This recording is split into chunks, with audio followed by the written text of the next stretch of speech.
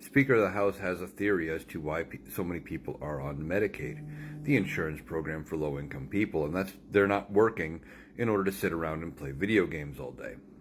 Now, of course, this isn't true. Research has shown like 2/3 of all recipients of Medicaid that are under 65 are working at least part, if not full time.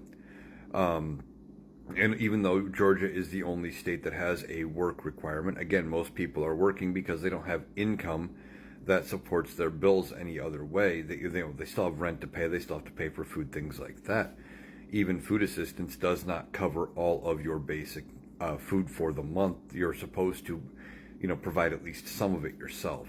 But Mike Johnson thinks that, people are just lazy and that hardworking men who could be out getting a job are sitting around playing video games, and they are, in his words, stealing from the elderly, disabled people, and single mothers.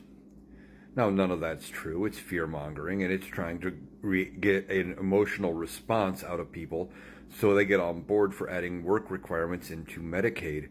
And that's part of what they want to do to slash Medicaid benefits. Put these work requirements in. That way they can say, well, if you're not working, you don't deserve it. We are one of the few countries in the world, one of the few developed countries in the world that doesn't already have universal health care. We have to come out of pocket and pay for health care.